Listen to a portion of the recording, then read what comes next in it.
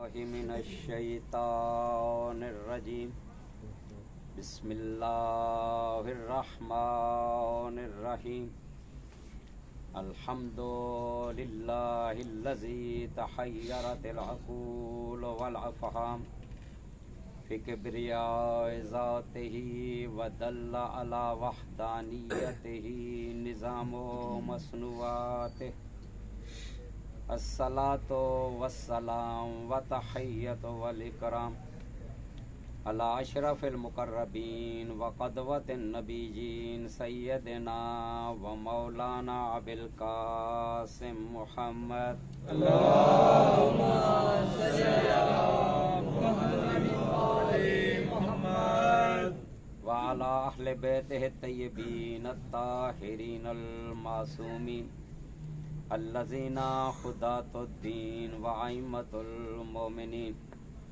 ولعنۃ اللہ علی اعدائہم اجمعین من یومنا ھذا الی یوم الدین اما بعد فقد قال اللہ الحکیم فی قرآن الکریم بسم اللہ الرحمن الرحیم وقضى ربک ان لا تعبدوا الا ایاہ وبالوالدین احسانا. ضرور بھیجیے گا محمد.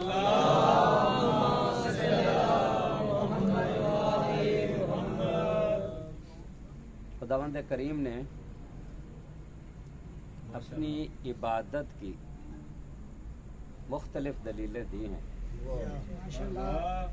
اور قرآن کریم میں خداوند کریم جب اپنی عبادت کی دلیل ربوبیت کو قرار دیتا ہے، یعنی تم میری عبادت کرو چونکہ میں تمہارا رب ہوں، تو وہاں خداوند کریم ساتھ یہ بھی کہتا ہے وبالوالدین احسانا،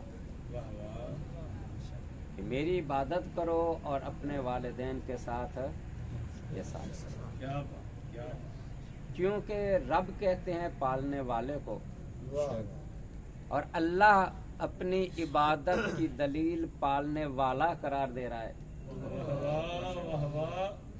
چونکہ یہ پالنا اس کے لیے ایک وسیلہ بنتے ہیں والدین، اس لیے خدا فوراً ساتھ یہ کہتا ہے عبادت میری کرو اور نیک سلوک والدین کے ساتھ،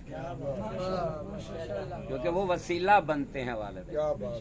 بہت عظمت ہے والدین کی، چونکہ یہ برسی ہے والدہ محترمہ کی، اس لیے میں چاہتا ہوں چند جملے اس پہ ضرور بھیجیے گا محمد.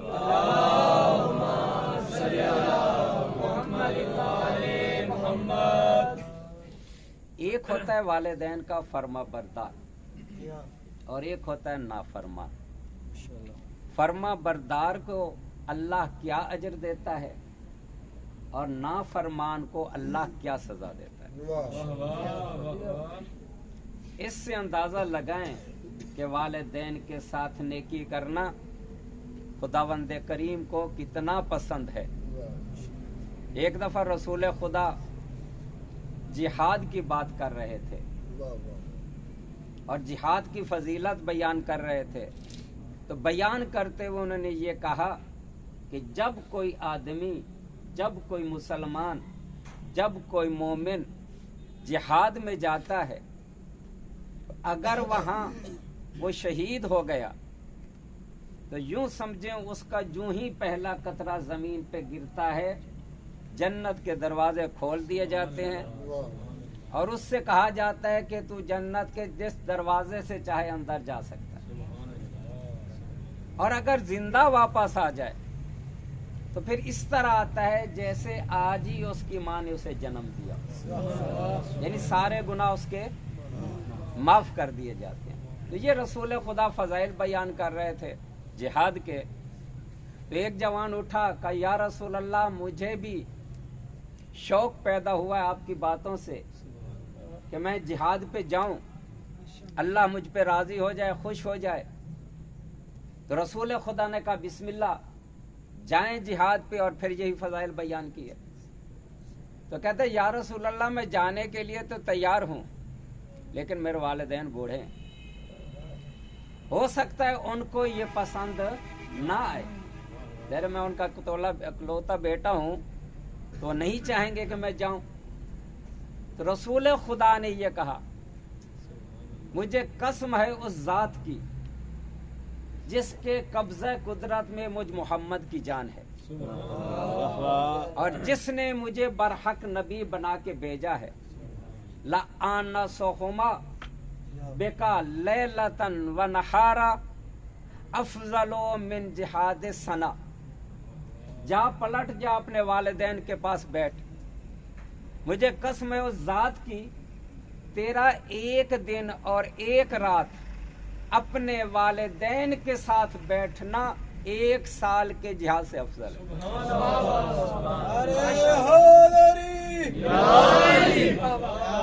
یعنی کہاں جہاد کی فضیلت جہاں آپ جان بھی دے رہے ہیں، اور ادھر رسول خدا کہتے ہیں کہ آپ کا صرف 1 دن اور 1 رات والدین کے ساتھ بیٹھنا یہ 1 سال کے جہاد سے افضل ہے.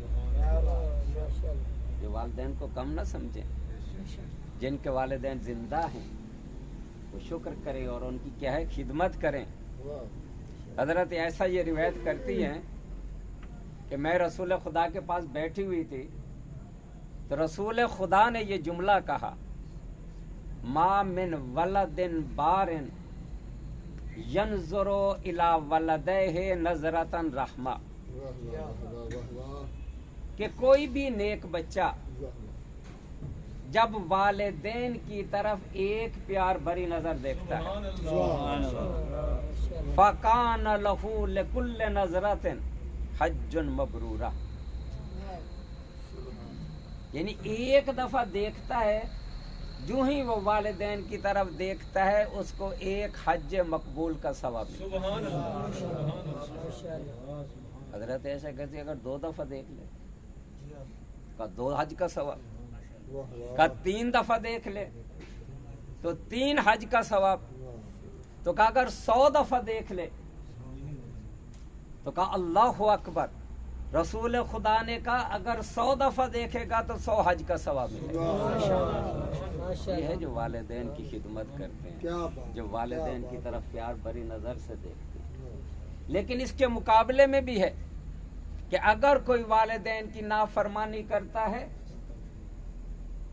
تو پھر کیا ہے، جو بھی عمل اچھا انجام دے لے، سارے سال روزہ رکھتا رہے، ساری رات عبادت میں مشغول رہے، اگر اس کے والدین اس سے ناراض ہیں تو خداوند کریم یہ کہتا ہے ابن آدم اعمل ما شئت، جتنے مرضی نیکیاں انجام دے لے میں تجھے معاف کرنے والا. والدین کے ساتھ نیکی کیا کریں.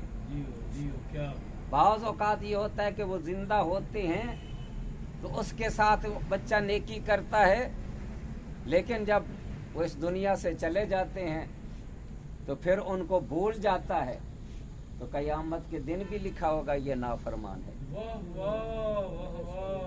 ہر شب جمعہ آتے ہیں والدین اور آ کے کہتے ہیں کچھ تو ہمیں دے دو. اور جب کوئی مومن اپنے والدین کے لیے کچھ بھی بھیج دیتا ہے، سورہ فاتحہ پڑھ کے بھیج دیا، کسی مومن کو 10 روپے دے دیا کہ اس کا ثواب میرے والدین کو ملے، تو ادھر یہ بھیجتا ہے جو جنت کی نعمتیں اس کے والدین کی قبر میں آتی ہیں، اور فرشتے کہتے ہیں یہ جنت کی نعمتیں تیرے لیے لے کے آئے ہیں. کہتے یہ کہاں سے آئی ہیں؟ کہاں تیری اولاد نے بھیجی ہیں. یعنی ادھر آپ صدقہ ان کی طرف دیتے ہیں، ادھر سے جنت کی نعمتیں آتی ہیں. تو وہاں بیٹھ کے والدین یہ کہتے ہیں پروردگارا ہماری اولاد نے ہمیں خوش کیا ہے، تو انہیں میں دنیا میں کوئی غم نہ دے.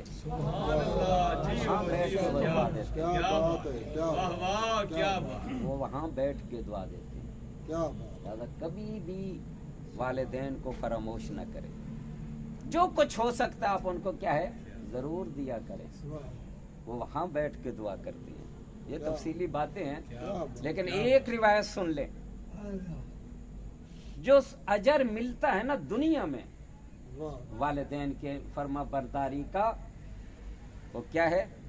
امام باقر علیہ السلام یہ فرماتے ہیں اللہم صلی علی محمد و آل محمد. کہ من احبا ان یحون اللہ علیہ سکرات الموت، یعنی جو شخص یہ چاہتا ہے کہ اللہ اس پہ موت کا لمحہ آسان کر دے. موت کا لمحہ بہت سخت ہوتا ہے. کسی نے امیر المومنین سے پوچھا روح کیسے قبض ہوتی ہے؟ تو کہا ایک بیری کا درخت ہو، اس پہ ریشم کا کپڑا ڈال دیں، پھر اس کو کھینچیں. تو جو حالت اس کپڑے کی ہوتی ہے، جب بدن سے روح کھینچی جاتی ہے تو بدن کی حالت یہی ہو جاتی ہے. یعنی اتنا سخت لمحہ ہے. اب امام باقر علیہ السلام یہ فرما رہے ہیں کہ جو شخص یہ چاہتا ہے کہ یہ موت کا لمحہ اس پہ آسان ہو جائے تو وہ کیا کرے؟ فَلْيَكُنْ لِقَرَابَتِهِ وَصُولًا، وہ اپنے رشتہ داروں سے اچھا سلوک کرے. وَبِالْوَالِدَيْنِ بَارًا، اور والدین کے ساتھ نیکی کرے. اور جو بھی اس طرح کرے گا، امام یہ فرما رہے ہیں کہ جو بھی اس طرح کرے گا، ایک تو اللہ اس کا موت کا لمحہ آسان کر دے گا، یعنی اسے پتہ ہی نہیں چلے گا اور اس کی روح قبض ہو جائے گی. اور دوسرا لم یسو فی حیاتہ فقر ابدا، وہ زندگی میں کبھی بھی غریب نہیں ہوگا.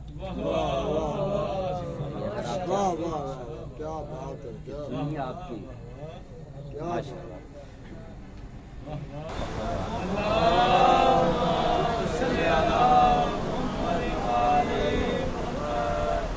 تو جو والدین کے ساتھ اچھا سلوک کرتا ہے اس کی نیکیاں بھی قبول ہوتی ہیں اور اس کو جزا بھی زیادہ ملتی ہے. اور جو نافرمانی کرتا ہے اس کی نہ صرف اس کو سزا ملتی ہے بلکہ اس کی نیکیاں بھی قبول نہیں ہوتی. اعمل ما شئت، جو مرضی کر لے، اگر تیرے والدین تجھ پہ ناراض ہیں تو پھر ہم تیری کوئی نیکی قابل قبول نہیں کریں گے. اب یہ تھے جسمانی والدین، یعنی اگر کوئی، عالم اسلام سب کے علماء نے لکھا ہے کہ اگر کوئی جسمانی والدین کی نافرمانی کرتا ہے تو اللہ اس کا کوئی عمل قبول نہیں کرتا. کچھ والدین ایسے ہیں کہ شریعت کہتی ہے کہ اگر یہ والدین تمہارے سامنے آئیں تمہیں اپنے جسمانی والدین بھی قربان کرنے پڑیں گے. یعنی ایک جسمانی والدین ہوتے ہیں، ایک روحانی والدین ہوتے ہیں. اور روحانی والدین کا عظمت، ان کا مقام، ان کا مرتبہ جسمانی والدین سے زیادہ ہے.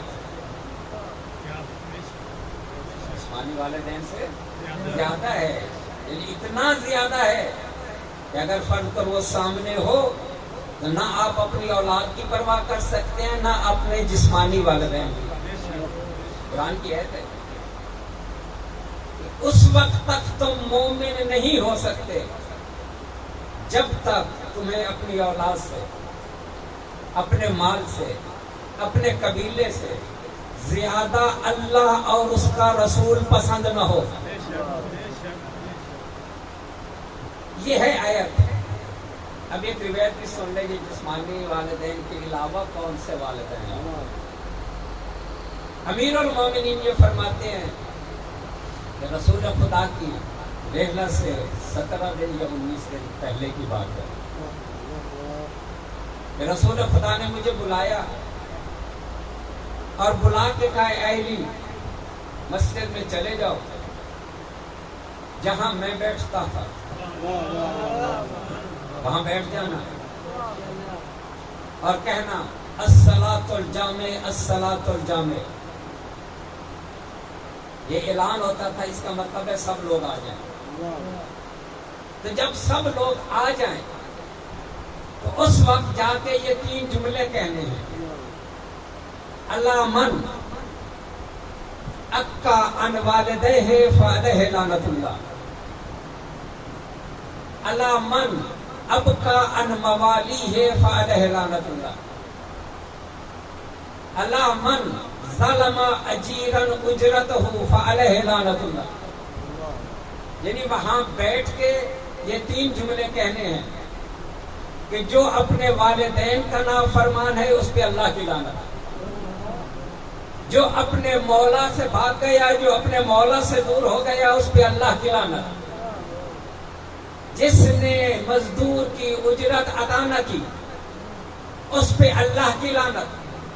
اب امیر المومنین آئے، مسجد میں اعلان کیا، جب سب لوگ جمع ہو گئے تو امیر المومنین نے یہی 3 جملے کہہ دیے۔ یہ 3 جملے کہنے کے بعد امیر المومنین منبر سے اترے کہ ایک صحابی کھڑے ہو گئے اور یہ کہنے لگے، اے علی، آپ منبر پہ آئے ہیں، آپ نے نہ کوئی تمہید باندھی ہے، نہ کوئی مقدمہ بیان کیا ہے، آتے ہی صرف 3 جملے کہہ دیے ہیں، نہ کوئی وضاحت کی ہے، آپ کہنا کیا چاہتے ہیں؟ بھئی یہ جو 3 دفعہ آپ نے لعنت کر دی ہے، آپ کہنا کیا چاہتے ہیں؟ تو امیر المومنین نے کہا، دیکھو جو رسول نے مجھے کہا تھا میں نے کہہ دیا۔ اب جس کو وضاحت چاہیے وہ رسول خدا کے پاس آئے۔ اب یہ تیار ہوئے، 7 دوسرے بھی مل گئے، میں جا کے پوچھے تو صحیح یہ علی رسول کا نام لے کے کیا باتیں کر کے گئے؟ تو جب یہ آئے اور انہوں نے کہا یا رسول اللہ، علی نے آپ کا نام لے کے یہ 3 جملے کہے ہیں، یہ کہنا کیا چاہتے ہیں؟ تو اس وقت رسول خدا نے امیر المومنین کو اپنے پاس بلایا اور اپنا ہاتھ یوں ہاتھ رکھا علی کے ہاتھ میں اور لوگوں کو مخاطب کر کے کہا، جب بیٹھے ہیں صحابہ، اب رسول خدا امیر المومنین کا ہاتھ پکڑ کے کیا کہہ رہے ہیں؟ الا انی وانت ابوا هذه الامه من اکنا فعلیہ لعنت اللہ۔ اے علی، میں اور تو اس امت کے باپ ہیں، جس نے ہماری نافرمانی کی اس پہ اللہ کی لعنت۔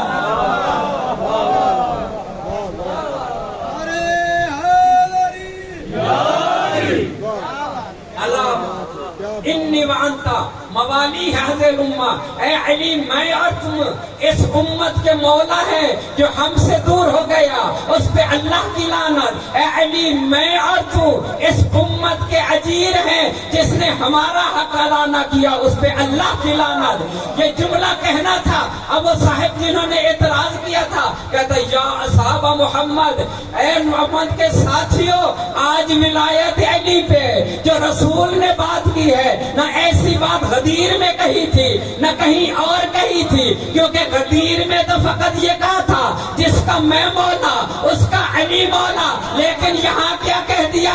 جس نے ہمیں مولا نہ مانا اس پہ اللہ کی لعنت۔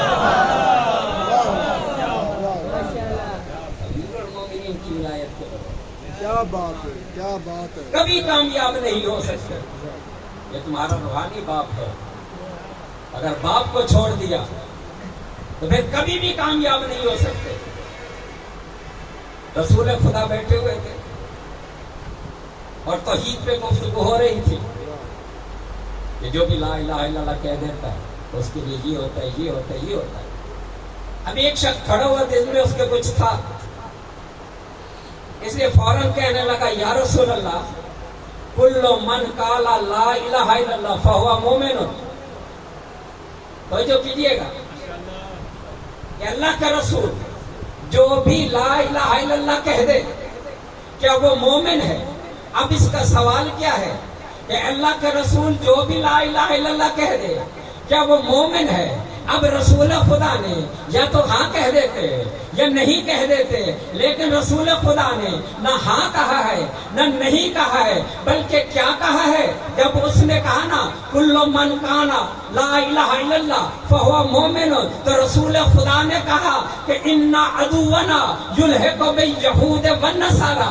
اب وہ یہ پوچھ رہا ہے لا الہ الا اللہ کہنے والا مومن ہے، جبکہ رسول خدا یہ کہہ رہے ہیں کہ جو بھی ہمارا دشمن ہے جب وہ قیامت کے دن اٹھے گا، یا یہودی بن کے آئے گا یا عیسائی بن کے آئے گا، واللہ انتم لا تدخلون الجنہ، خدا کی قسم تم اس وقت تک جنت میں جا ہی نہیں سکتے جب تک مجھ محمد سے محبت نہ کرو۔ وَقَذَبَ کذبا من زعم انه يحبني ويبغض عليا. خدا کی قسم تم جنت میں نہیں جا سکتے جب تک مجھ محمد سے محبت نہ کرو، اور تم مجھ سے محبت کر نہیں سکتے جب تک تمہارے دلوں میں بغض علی ہے. تو رسول خدا نے بتا دیا کہ دیکھو اگر اللہ سے محبت کرنی ہے تو مجھ محمد سے محبت کرو، اگر مجھ محمد سے محبت کرنی ہے تو میرے بھائی علی سے محبت کرو. یعنی اللہ کی محبت محمد کی محبت کے بغیر حاصل نہیں ہو سکتی، رسول خدا کی محبت علی کی محبت کے بغیر آ نہیں سکتی. بس اگر عقیدہ توحید بچانا ہے، اگر عقیدہ رسالت بچانا ہے تو لا الہ الا اللہ بھی کہنا ہوگا، محمد رسول اللہ بھی کہنا ہوگا، علی ولی اللہ.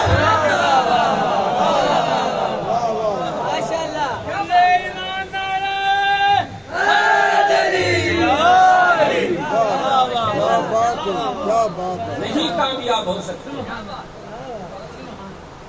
آپ سب کہتے ہیں نا یہ کیوں کہا رسول خدا؟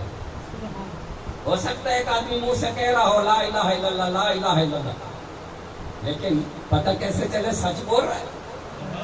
جیسے زبان سے کہہ رہا.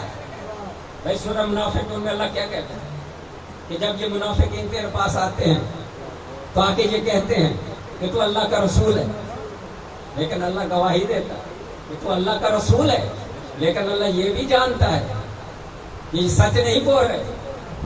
یعنی زبان سے کہہ رہے ہیں لیکن دل سے نہیں کہہ رہے. تو ایک معیار ہونا چاہیے کہ جس کو دیکھ کے پتا چلے کہ یہ جو لا الہ الا اللہ کہہ رہا ہے یہ سچ کہہ رہا ہے یا جھوٹ کہہ رہا ہے. کیونکہ رسول خدا سامنے جب آتے ہیں، جب ہمیں پتا چلتا ہے کہ یہ رسول خدا سے محبت کرتا ہے تو ہمیں پتا چل جاتا ہے کہ لا الہ الا اللہ کہنے میں صادق ہے. اب رسول خدا کے بعد بھی تو ایک معیار ہونا چاہیے کہ جس کو پتا دیکھ کے پتا چل جائے کہ یہ بندہ کلمہ صحیح پڑھ رہا ہے. تو رسول خدا نے کہا کہ میرے بھائی علی سے جو محبت کرے گا، اب ہمیں پتا چل جائے گا جو علی سے محبت کرے گا یہی در حقیقت رسول سے محبت کرتا ہے، اور یہی در حقیقت توحید سے محبت کرتا ہے. اگر علی سے محبت نہیں کرتا، نہ رسول سے محبت ہے اسے اور نہ ہی خدا سے اسے محبت ہے.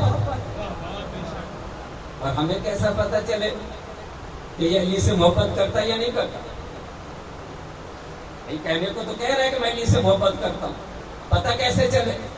تو رسول خدا نے پھر واضح کر دیا من احب اللہ فیحبنی. جو اللہ سے محبت کرنا چاہتا ہے وہ مجھ محمد سے محبت کرے. میری محبت کے بغیر اللہ سے محبت نہیں ہو سکتی. ومن احبنی فیحب اطرتی. جو مجھ محمد سے محبت کرنا چاہتا ہے وہ میری طرح سے محبت کرے. من احب اطرتی فلیحب القرآن. جو اہل بیت سے محبت کرنا چاہتا ہے وہ قرآن سے محبت کرے. ومن احب القرآن فیحب المساجد. اب جو قرآن سے محبت کرنا چاہتا ہے وہ مساجد سے محبت کرے. اب آپ کو پتا چل جائے گا کہ اس کے دل میں کتنی محبت علی ہے. جب دیکھا کرو اگر تو یہ مسجد میں آتا جاتا ہے تو پھر سمجھ لو جو زبان سے کہتا ہے وہی اس کے دل میں ہے. جیسے زبان سے علی کو مولا مانتا ہے اسی طرح دل سے علی کو مولا مانتا ہے. لیکن مسجد کو دیکھ کے اگر گزر جاتا ہے منہ پھیر لیتا ہے تو سمجھ لو کہ زبان سے تو کہہ رہا ہے کہ علی مولا ہے لیکن دل سے نہیں مانتا.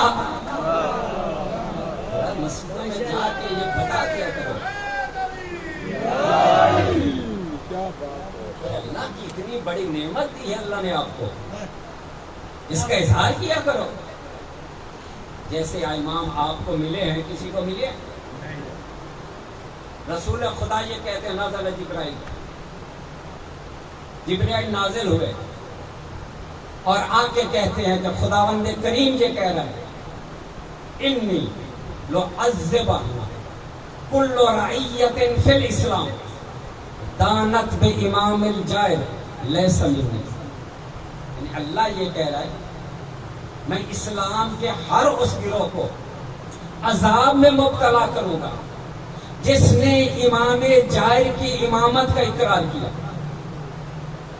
امام جائر کون ہے؟ لیس منی، جس کو میں نے امام بنا کے نہیں بھیجا.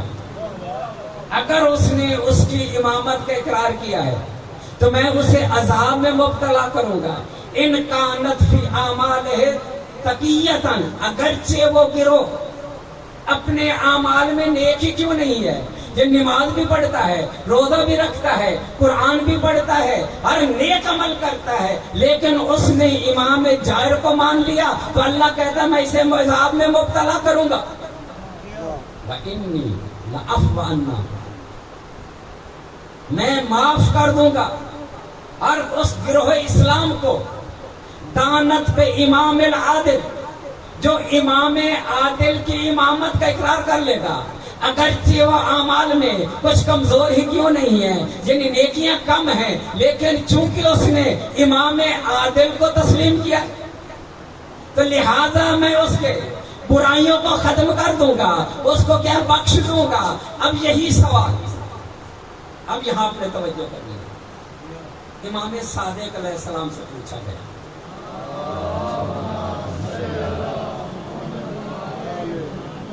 یہ جو رسول خدا نے حدیث قدسی بیان کی ہے کہ اگر امام جائر، یہ بھی اللہ کی طرف سے بن کے نہیں آئے، اس کی امامت کا اقرار کیا جائے تو نیکیاں ضائع ہو جاتی ہیں، اور اگر امام عادل کی امامت کا اقرار کیا جائے تو گناہ معاف کر دیے جاتے ہیں۔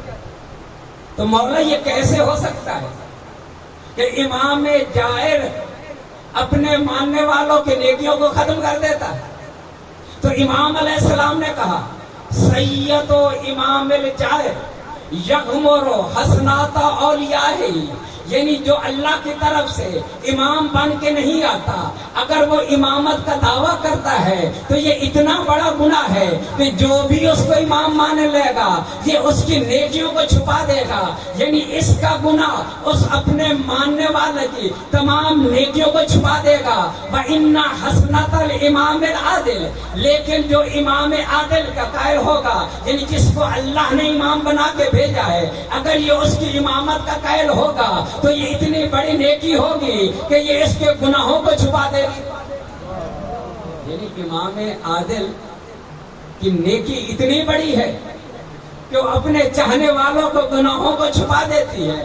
اب تاریخ میں ڈھونڈو ایسا امام کہ جس کے پاس اتنی نیکیاں ہوں کہ قیامت تک اپنے چاہنے والوں کو بانٹتا رہے تب بھی اس کی نیکیاں ختم نہ ہو۔ تو مجھے تاریخ میں ایک ہی امام ایسا ملا ہے کہ جس کے پاس اتنی زیادہ نیکیاں ہیں کہ قیامت تک اپنے چاہنے والوں کو بانٹتا رہے پھر بھی اس کی نیکیاں ختم نہیں ہوتی۔ وہ کون ہے؟ ضربت علی یوم الخندق افضل من عبادت الثقلین۔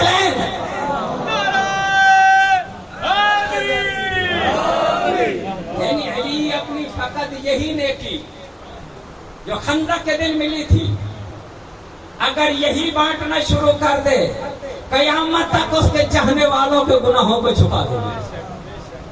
درود بھیجیے گا محمد۔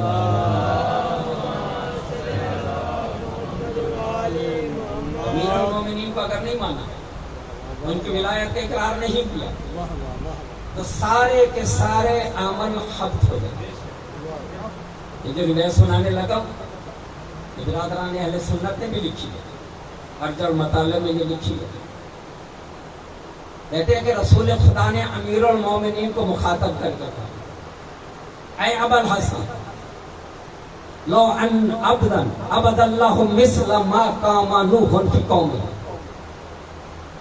وکان له مثل احد ذهبا فانفقه فی سبیل اللہ ومد فی عمره حتی یحج الف حج علی قدمیہ ثم قتل بین الصفا والمروہ۔ اب کیا کہہ رہے ہیں رسول خدا؟ اے علی، اگر کوئی شخص اتنی زیادہ عبادت کرے جتنی حضرت نوح علیہ السلام نے عبادت کی تھی، اور اس کے پاس کوہ احد جتنا سونا ہو وہ اللہ کی راہ میں دے دے، اور اللہ نے اس کو اتنی لمبی زندگی دی تھی کہ اس نے 1000 حج پیدل کیے تھے، پھر صفا اور مروہ کے درمیان ناحق قتل کیا گیا، یعنی اتنی عبادتیں کی، اتنا سونا دیا، اتنے حج کیے، ثم لم یوالی کا یا علی لم يدخل الجنہ، اے علی اتنی عبادتیں کرنے کے باوجود اگر اس نے تو اس سے محبت نہ کی، تیری ولایت کا اقرار نہ کیا تو جنت میں جانا تو کیا جنت کی خوشبو بھی نہ سونگھ سکے گا۔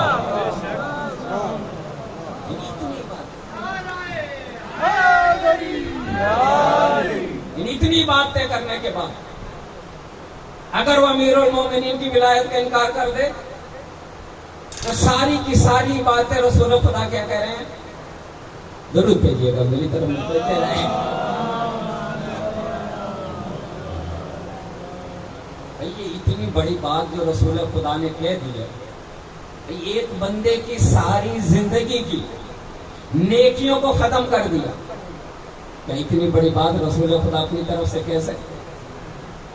اس کا مطلب ہے پہلے اللہ نے یہ بات کی تھی کہ جو بھی انکار کرے گا اس کے سارے عمل ضائع کر دیے جائیں گے۔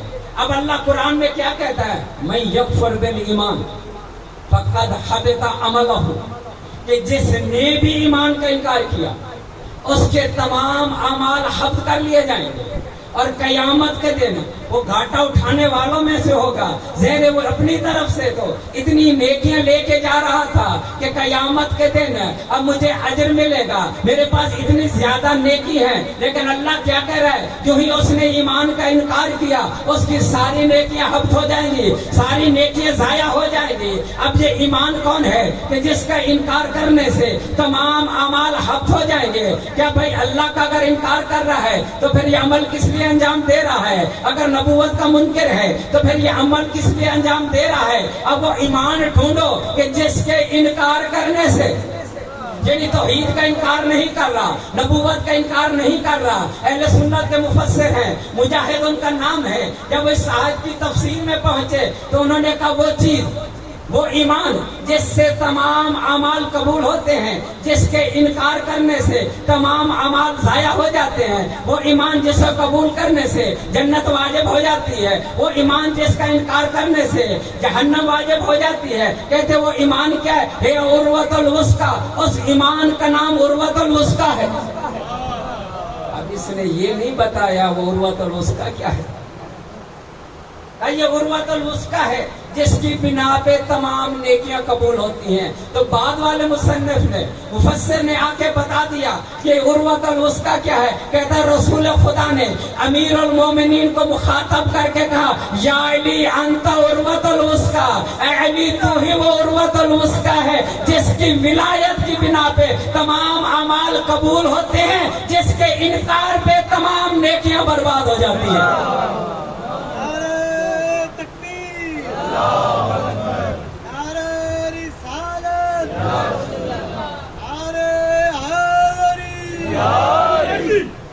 اب بھی اگر سمجھ میں نہیں آیا کہ ایمان کیا ہے تو میں یکفر بالایمان، یہ جس نے ایمان کا انکار کیا اس کے تمام اعمال حبط کر لیے جائیں۔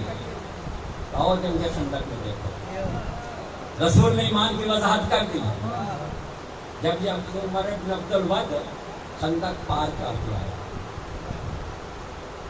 پار کر کے کہتا ہے مسلمانوں تمہارا یہ نظریہ ہے کہ اگر کوئی مسلمان کسی کافر کو مار دے تو کافر جہنم میں جاتا ہے، اور اگر کافر کسی مسلمان کو مار دے تو مسلمان جنت میں جاتا ہے۔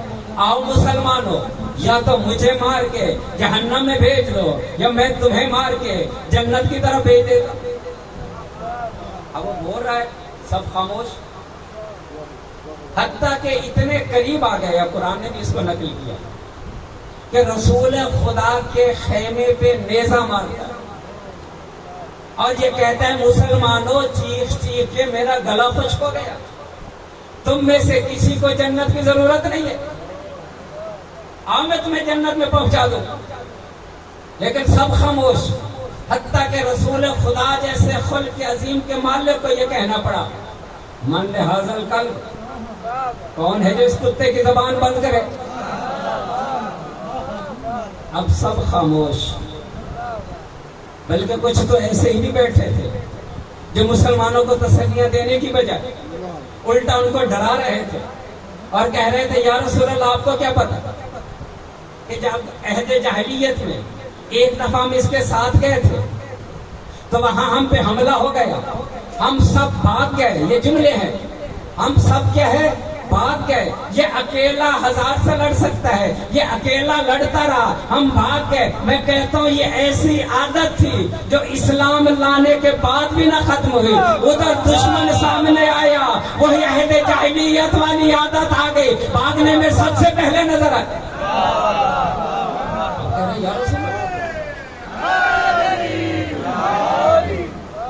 یا رسول اللہ آپ کو کیا پتا، یہ تو 1000 کا مقابلہ اکیلا کرتا ہے، کون جائے اس کے مقابلے میں. کوئی جب نہیں اٹھانا، قرآن کہتا ہے ایسے بیٹھے ہوئے تھے جیسے ان کے سروں پہ پرندے ہوتے، اتنے خوف زدہ بیٹھے تھے.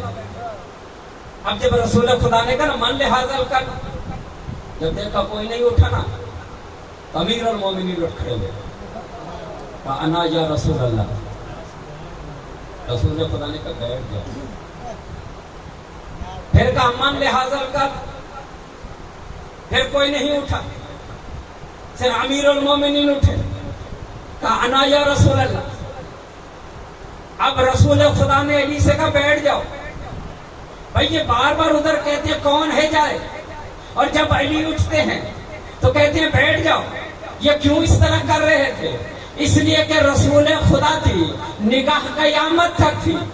رسول خدا کو پتا تھا کہ کچھ لوگ بعد میں یہ اعتراض کریں گے. میں نے خود کتاب سے پڑھا تھا کہ علی کو ہر کام میں بڑی جلدی ہوتی ہے.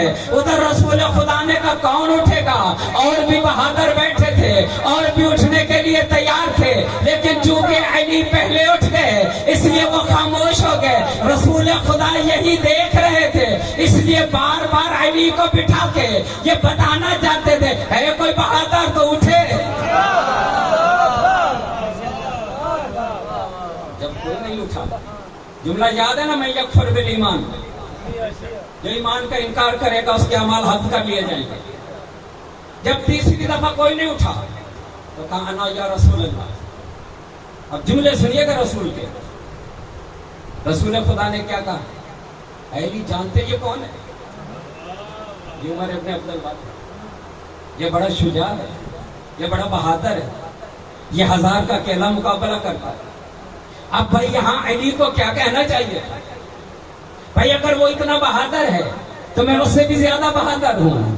اگر وہ اتنا شجاع ہے تو میں اشجع العرب ہوں، میری طاقت بہت زیادہ ہے. اب رسول یہ کہہ رہے ہیں کہ یہ اتنا بہادر ہے، یہ 1000 کا مقابلہ کرتا ہے، لیکن علی نے کیا جملہ کہا، انا علی ابن ابی طالب. اگر یہ اتنا بہادر ہے تو کہنا تو یہ چاہیے تھا کہ میں بھی بہادر ہوں، لیکن علی نے اپنی بہادری نہیں دکھائی، بلکہ کیا کہا، انا علی ابن ابی طالب. کیونکہ علی جانتے تھے ابھی مجھے کل ایمان کی سند ملنی ہے. میں لوگوں کو بتا دینا چاہتا ہوں کہ میرے باپ کے ایمان پہ شک نہ کرنا، میرا باپ ابو طالب وہ ہے جو کل ایمان کا بھی باپ ہے.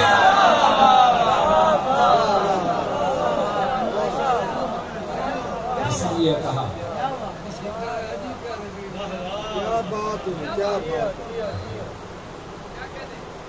کیا کہا علی نے کہ میں ابو طالب کا بیٹا ہوں. جب یہ کہا رسول خدا اٹھے، علی کا امامہ اتارا، اپنا امامہ اتار کے علی کے سر پہ رکھا، علی کی ابا ہٹائی، اپنی ابا رسول نے علی کے کندھے پہ رکھی، تلوار دی اپنی. اب میں کہوں رسول خدا یہ کیا کر رہے ہو؟ بھائی جب جا رہے ہیں امیر المومنین، امامہ کیوں بدل دیا، دوست ابا کیوں بدل دی، یہ تلوار کیوں بدل دی؟ رسول خدا بتانا یہ چاہ رہے تھے کہ دیکھو اگر میری پگ کا کوئی وارث ہے، میرے امامے کا کوئی وارث ہے، تو میں زندگی میں اس کے سر پہ اپنا امامہ رکھ کے جا رہا ہوں. یہ کر کے اپنے بھائی کو تیار کیا. میں یکفر بالایمان، جس نے ایمان کا انکار کیا اس کے اعمال حبس ہو جائیں گے. اب علی نے قدم بڑھایا، جو ہی علی چلنے لگے رسول خدا نے سب کو مخاطب کر کے کہا برز الایمان کلہ علی کل کفر. اور لوگوں اگر کل ایمان دیکھنا چاہتے ہو تو دیکھو یہ ایمان جا رہا ہے. پر میں یکفر بالایمان، جس نے علی کا انکار کر دیا اس کے تمام اعمال حبس کر لیے جائیں گے. ایسا ایمان ملا ہے. جس کو آپ مانتے ہیں، جو زحمت کرتے ہیں، اسی کی محبت میں تو آج آ گیا. کیوں آدھی رات ہو گئی ہے، گھر بار چھوڑ کے کیوں آئے؟ کیونکہ علی کی بیٹیوں نے گھر چھوڑ دیا. یہ محبت ہے نا، اس لیے تشریف لے کے آئے. امیر المومنین کسی کا احسان نہیں رکھتے. سید ایک جگہ ہے عراق میں، وہاں کے ایک مومن تھا، تو ہر شب جمعہ امیر المومنین کی زیارت کے لیے جاتا. راستے میں ایک ناصبی کے گھر تھا، اس کو پتا تھا یہ علی کی زیارت کے لیے جاتا.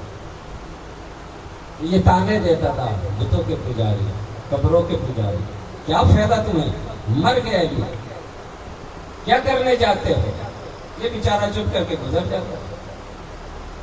ایک دفعہ اس نے امیر المومنین کی شان میں گزرا دیا، علی ایسا ہے، علی ایسا ہے.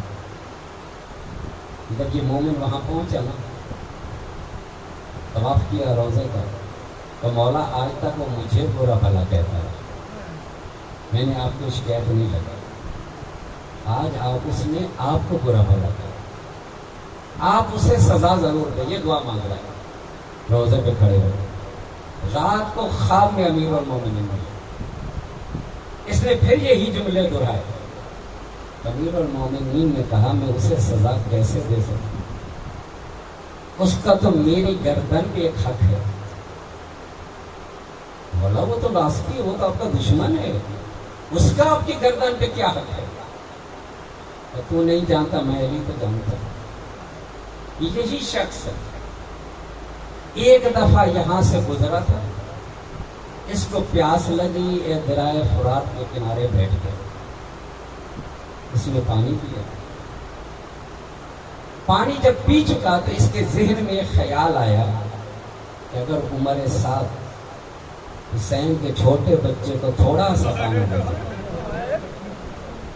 تو اس کے دریا میں کیا کمی آ جاتی. یہ اس کے ذہن میں خیال آنا تھا. یعنی علی اصغر کا جو ہی اس کے ذہن میں تصور آیا، اس کی آنکھ سے ایک آنسو گر گیا.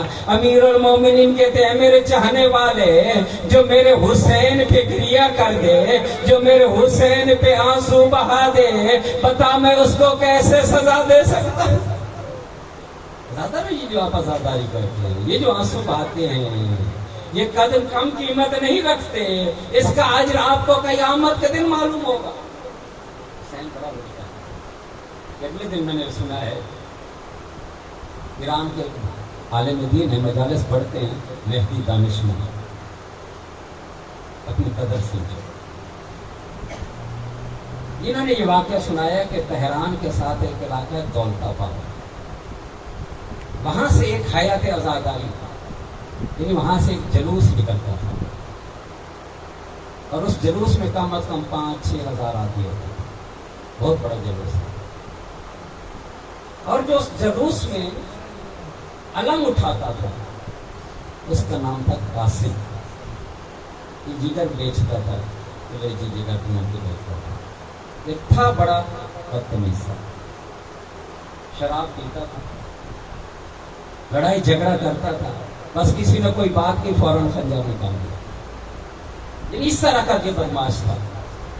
لیکن جو ہی محرم کا چاند آتا تھا نا، یہ اپنی ساری بدماشی چھوڑ دیتا تھا، شراب چھوڑ دیتا تھا، اور آ کے اس جلوس میں آتا تھا. چونکہ ہٹا کٹا تھا، طاقت والا تھا، تو علم یہ اٹھاتا تھا. ایران کے علم بڑے بھاری ہوتے. تو حیات والوں نے دیکھا، ایمن والوں نے دیکھا کہ یہ ایسا ایسا ہمارے آزادار کم کیوں ہوتے جا رہے ہیں. یعنی کہاں 500، پھر 2-3 سال کے اندر ہی 200 بچ گئے. پریشان ہو گئے بھائی کیا وجہ ہے. تو آئے ایک کے پاس بھائی کیا ہے، کیوں نہیں آتے تم جلوس پہ. تو انہوں نے کہا ہم اس جلوس میں کیسے شرکت کریں جس کا علم بردار، جس کا علم اٹھانے والا ایک شرابی ہو، ایک بدماش ہو. ہم اس جلوس میں کیسے شرکت کر سکتے ہیں. یہ کہا کہ اس کو جا کے سمجھاتے ہیں کہ تو نہ آیا کر. اب یہ پورے انجمن والے 7 افراد تھے، یہ اس کے پاس پہنچ گئے. محرم قریب تھا تو وہ اس کے پاس پہنچ گئے. تو اس کو سمجھانا کہ اس کا بطون ہے نہیں ہے. تو آئے, اس نے دروازہ کھولا, بٹھایا. اب جو ان میں سے بزرگ تھا, جو انجمن کا صدر تھا, اس نے بات شروع کی. اے قاسم, امام حسین سے کتنی محبت کرتا ہے؟ بہت زیادہ محبت کرتا. کتنی؟ کہتے امام حسین کی خاطر اگر کسی آزادار کا واش روم ہونا پڑے تو وہ بھی میں دھو دوں. اتنی مجھے حسین سے محبت ہے. اب جو حسین کا آزادار ہوگا اس سے بھی مجھے اتنی ہوگا. کہتے اگر کسی وجہ سے مولا کی آزاداری پہ حق آ رہا ہو, لوگ شرکت نہ کر رہے ہوں کسی آدمی کی وجہ سے, تو کیا کرنا چاہیے؟ انہوں نے کہا اس آدمی کو روک دو جس کی وجہ سے آزادار کم ہوتے جا رہے ہیں. تو جو ہے نا بہتر. تو پھر انہوں نے کہا کہ تیری وجہ سے لوگوں نے آنا چھوڑ دیا. کہ قاسم جیسا بدماش شرابی علم اٹھائے, ہم کیسے کر. لہذا تو مہربانی کر, اس سال تو نہ. اس نے کہا ٹھیک ہے, میں نہیں آؤں. بھرم کا چاند نظر آ گیا. گھر والوں بچوں نے, بیوی نے کہا چلے جلوس پہ. تو یہ کہتے ہیں تم جاؤ, میں آتا ہوں. بتا تو نہیں رہا تھا, بس کہتے تم جاؤ. جب وہ چلے گئے نا, اس کے گھر میں جتنے سیاہ کپڑے تھے, جو اس کی بچیوں کی چادریں تھیں, ان کو اکٹھا کیا اس نے. اور اکٹھا کرنے کے بعد بیسمنٹ نیچے ان نے بنایا ہوا تھا, اس کی 4 دیواری پہ اس نے سیاہ چادریں لگائی اور درمیان میں بیٹھ گیا. جو اس کو کسی لوہے کا, کسی مرثیہ کا کوئی جملہ آتا تھا, وہ پڑھتا تھا. کہتا مولا حسین, مجھے انہوں نے وہاں سے روک دیا, میں جلوس میں نہیں جا سکتا, لیکن مولا یہ میرا اپنا گھر ہے, یہاں تو میں ماتم کر سکتا ہوں نا, یہاں تو میں پیٹ سکتا ہوں مولا, یہاں تیری آزاداری کر سکتا ہوں, یہاں تو مجھے کوئی روکنے والا نہیں ہے. بس یہ بھی کہتا جا رہا ہے اور سر پہ پیٹتا بھی جا رہا ہے. مولا تو یہاں تو مجھے روکنے والا کوئی. جب 7ویں محرم آئی تو انہی انجمن کا جو صدر تھا وہ روتا ہوا انجمن کے دوسرے فرد کے پاس. کیوں دیکھا تو وہ بھی رو رہا ہے. پوچھا تو کیوں رو رہا ہے؟ کہ رات کو مولا حسین مجھے ملے اور مجھے کہہ رہے تھے تم کون ہوتے ہو میرے آزاداروں کو روکنے؟ کیا میں صرف اچھوں کا مولا ہوں؟ کیا میں صرف نیک لوگوں کا حسین ہوں؟ نہیں, میں برے لوگوں کا بھی حسین ہوں. جب میں نے نہیں اس کو روکا, تم روکنے والے کون ہو؟ یہ دونوں مل کے تیسرے کے پاس گئے تو تیسرا بھی رو رہا تھا. یہ چاروں چوتھے کے پاس گئے, یعنی 7 کے 7 آدمی اکٹھے ہوئے اور 7 کے 7 یہ کہہ رہے ہیں رات کو ہمیں مولا خواب میں ملے ہیں اور کہتے تم کون ہوتے ہو میرے آزادار کو روکنے والے؟ جاؤ اس سے معافی مانگو, جب تک وہ معاف نہیں کرے گا میں تمہاری آزاداری بھی قبول نہیں کروں گا. کہتے یہ 7 کے 7 مل کے گئے. جب گئے نا تو کیا دیکھو اس کا دروازہ کھلا ہوا, اور دروازہ کھلے سے پتا چلتا تھا کہ جیسے وہ بھی انتظار میں ہے. تو جب یہ 7 گئے تو کیا دیکھا کہ وہی قاسم جو ہے دیواروں پہ ٹکرے مار رہا ہے. کہتا مولا معاف کر دے. کہ کیا ہوا؟ کہ مولا رات کو خواب میں آئے تھے. کہ قاسم وہ جو 7 آدمی آ رہے ہیں میری محبت کا واسطہ, میری خاطر ان کو معاف کر دے. تو جب کہا نا مولا جب معاف کر دے, کہ مولا میں نے معاف کیا.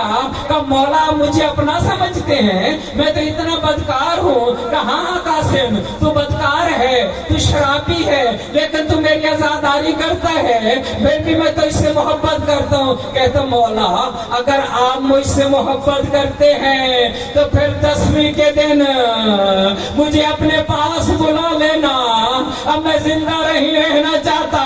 آزادارو جب 10ویں کا دن آیا, جلوس تیار ہوا, لوگ انتظار میں تھے کہ قاسم آئے گا, کہ اتنے میں اس کے بچے آئے. کہا اے مومنو ہمارا بابا اس دنیا سے چلا گیا, तस्लीम हो गए। अज़ादारों सुनो गे, अब जितना जलूस था सारा कासिम के घर की तरफ दौड़ा, कासिम का जनाजा उठाया, अब जनाजा उठा के बाहर लेके आए। अब इन्होंने उस पे फूल की पत्तियां फेंकनी शुरू की, गुलाब के फूल फेंकना शुरू किए।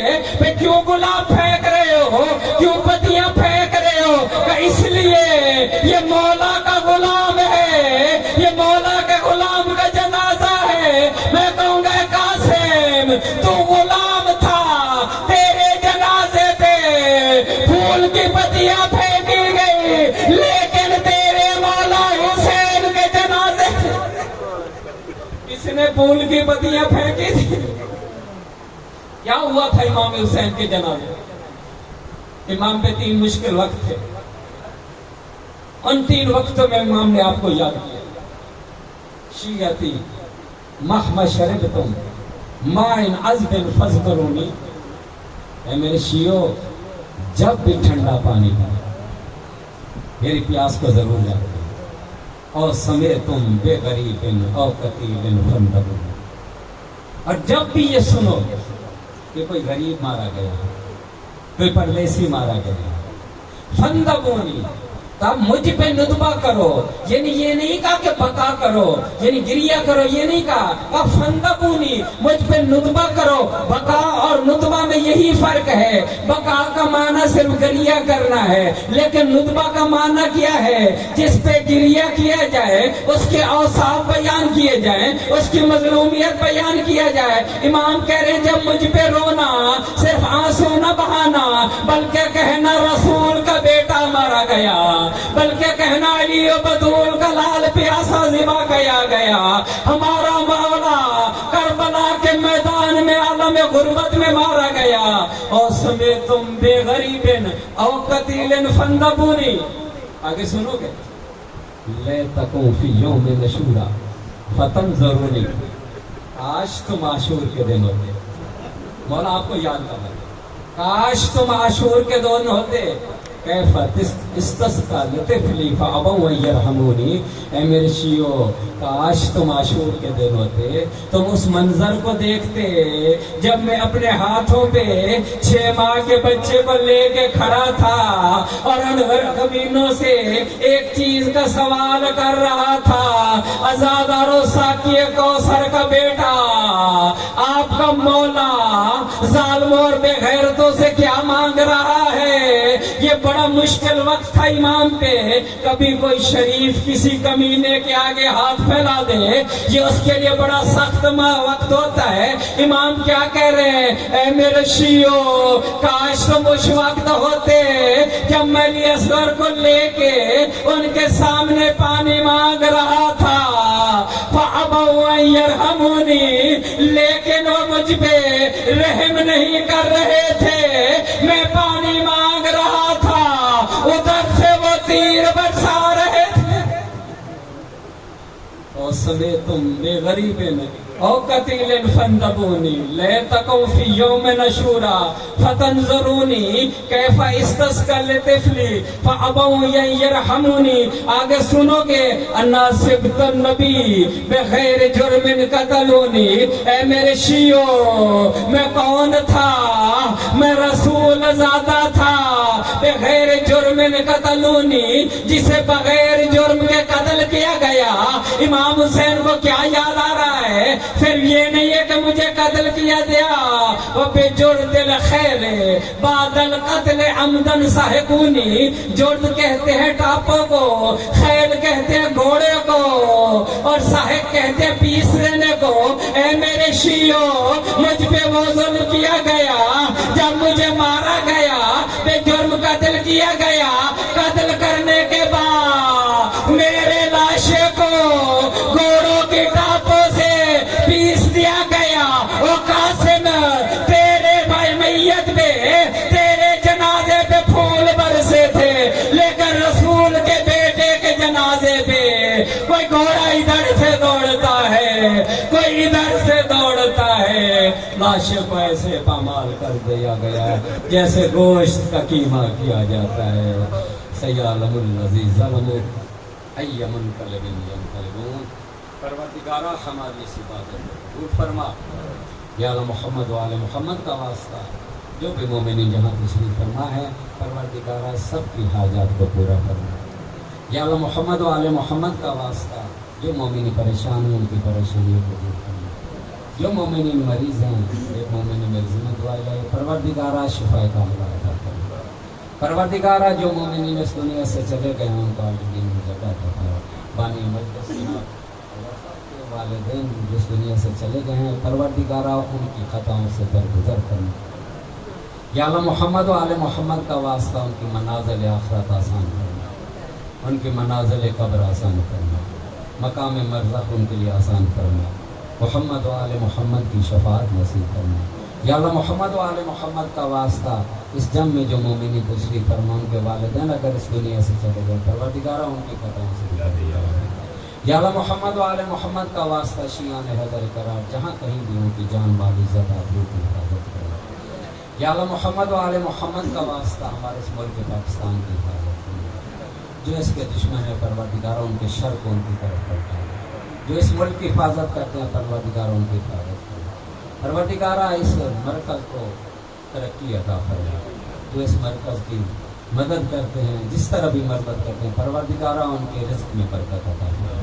या अल्लाह चाहता मासूमीन का वास्ता जो मोमिन इस दुनिया से चलेंगे सबकी खताओं से दरगुजर फरमा। एक दफ़ा सूरह फातिहा पढ़ के अपने मरहूमीन के लिए और बानी मजलिस के मरहूमीन के लिए, सबके मरहूमीन के लिए बिस्मिल्लाहिर्रहमानिर्रहीम। अल्लाह या मन हुम्मत अल्लाह मकाफ़िर बैनना व बैनहुम बिल खैरात इन्नका मुजीबुद दावात व इन्नका अला कुल्लि शैइन क़दीर। अल्लाहुम्मा सल्लि अला मुहम्मद व आलि